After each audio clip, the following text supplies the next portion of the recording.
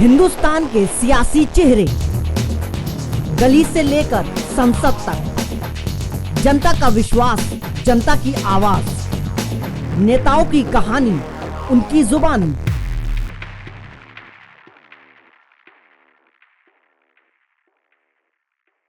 नमस्कार, मैं हूं रक्षा तिवारी और आप देख रहे हैं SPN 9 न्यूज। आज हम अपने खास प्रोग्राम पब्लिक फेस में एक बार फिर से आप सभी का स्वागत करते हैं, जहां हम चर्चा करने वाले हैं एक ऐसे भारतीय की जो खुलेआम पाकिस्तान को मुंबई के बदले बलूचिस्तान छीन लेने की धमकी देने से भी गुरेज नहीं करता। एक ऐसे जासूस की जो 7 सालों तक पाकिस्तान के लाहौर में मुसलमान बन के रहा और देश की सुरक्षा के प्रति प्रतिबद्ध रहा। जी हाँ, आज हम बात कर रहे हैं हमारे देश के तत्कालीन राष्ट्रीय सुरक्षा सलाहकार अजीत डोभाल की।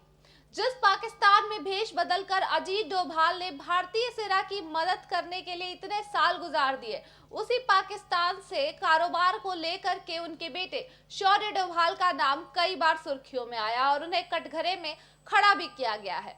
भारत में उरी और LOC के पार जाकर हुए पुलवामा के हमले के बदले में भी अजीत डोभाल का ही मास्टरमाइंड कहीं ना कहीं रहा है। देश के एक बड़े पैमाने पर लोग अजीत डोभाल की सराहना करते हैं, पर क्या ये सराहना जायज है? अजीत डोभाल देश के पहले ऐसे पुलिस ऑफिसर हैं जिन्हें शांति काल में सबसे बड़े दूसरे पुरस्कार कीर्ति चक्र से सम्मानित किया गया है। आखिर अजीत डोभाल है कौन और भारतीय सुरक्षा मामलों में वो इतने महत्वपूर्ण व्यक्ति कैसे बन गए, उनका व्यक्तित्व इतना महत्वपूर्ण कैसे बन गया? तो आइए आज हम आपको लेकर चलते हैं अजीत डोभाल के उन अनसुने और सुने किस्सों के बारे में बताने जो शायद ही आप जानते होंगे। अजीत डोभाल का जन्म का साल भी पूरी दुनिया के लिए बहुत ही खास था, क्योंकि उसी साल दूसरे विश्व युद्ध का अंत हुआ था और वो साल था 1945 का, जब उत्तराखंड के पौड़ी गढ़वाल के गढ़वाली ब्राह्मण परिवार में अजीत डोभाल का जन्म 20 जनवरी को हुआ था। अजीत के पिता भी एक आर्मी मैन थे और कह सकते हैं कि एक काबिल आर्मी मैन जैसी फुर्ती और दिमाग उन्हें अपने पिता से मिली थी।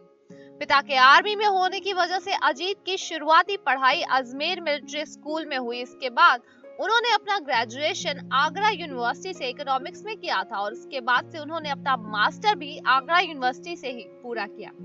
अजीत डोभाल की भारतीय पुलिस सेवा और आर्मी में आने की बड़ी चाह थी और कहते हैं ना कि अगर किसी चीज को दिल से चाहो तो वो जरूर मिलती है। कुछ ऐसा ही हुआ अजीत डोभाल के साथ। आपको बता दें कि अजीत डोभाल का चयन करा कैडर का सिलेक्शन 1968 में एक IPS अधिकारी के तौर पर हो गया था। 4 साल तक IPS की भूमिका निभाने के बाद 1972 में डोभाल ने भारत की खुफिया एजेंसी IB ज्वाइन कर ली।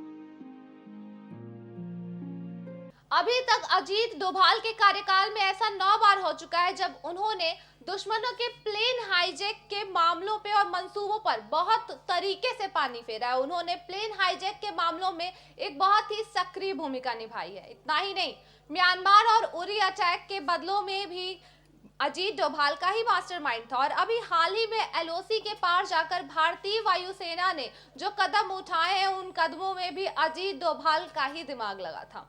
अजीत डोभाल हर एक सुरक्षा सलाहकारी में एक महत्वपूर्ण भूमिका निभाते हैं और शायद इसीलिए उन्हें राष्ट्रीय सुरक्षा सलाहकार का पद भी दिया गया है। नरेंद्र मोदी कोई भी काम बिना अजीत डोभाल की सलाह लिए नहीं करते। इसकी एक और वजह है शायद कि वो भाजपा के बहुत ही ज्यादा करीबी रहे हैं, क्योंकि अजीत डोभाल के बेटे शौर्य डोभाल भी भाजपा की तरफ से ही संसदीय क्षेत्रों में उम्मीदवार बने हैं, बहुत मजबूत उम्मीदवार बने हैं।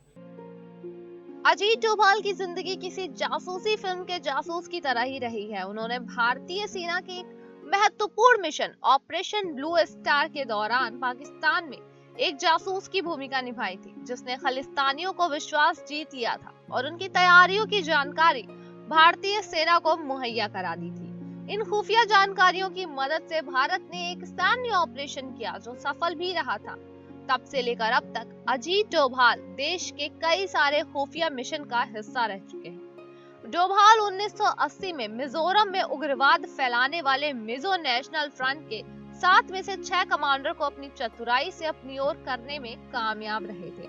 1999 में जब पाकिस्तानी आतंकवादियों द्वारा भारतीय हवाई जहाज को कंधार में हाईजैक कर लिया गया था, तब भी अजीत डोभाल को ये जिम्मेदारी दी गई थी कि वे उस जहाज में सवार सभी यात्रियों को सुरक्षित बचा ले, और अपने कौशल के बल पर वो ये मिशन पूरा करने में भी सफल रहे थे। अजीत न सिर्फ एक बेहतरीन खुफिया जासूस है, बल्कि एक बढ़िया रणनीतिकार भी है। वे कश्मीरी अलगाववादी जैसे यासीन मलिक, शब्बीर शाह के बीच भी उतने ही पॉपुलर हैं जितनी भारत के आला अफसरों के बीच, और वो किसी की भी विचारधारा का रुख मोड़ना बखूबी जानते हैं। शायद इसी वजह से अगर उन्हें एक बेहतरीन साइकोलॉजिस्ट कहा जाए तो ये कोई बड़ी बात या कोई अतिशयोक्ति नहीं होगी।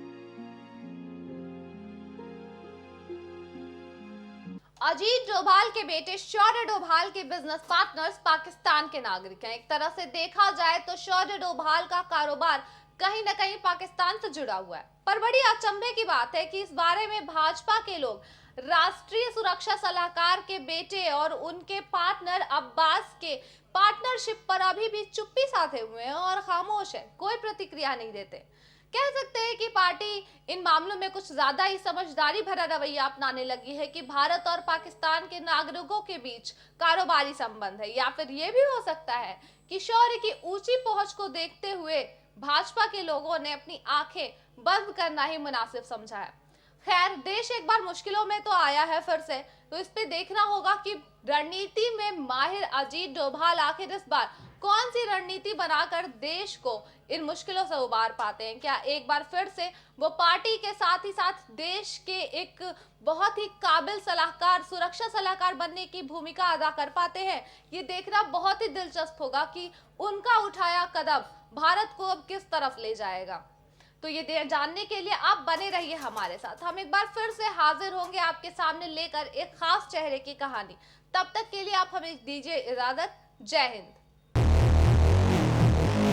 हिंदुस्तान के सियासी चेहरे, गली से लेकर संसद तक, जनता का विश्वास, जनता की आवाज, नेताओं की कहानी, उनकी जुबानी,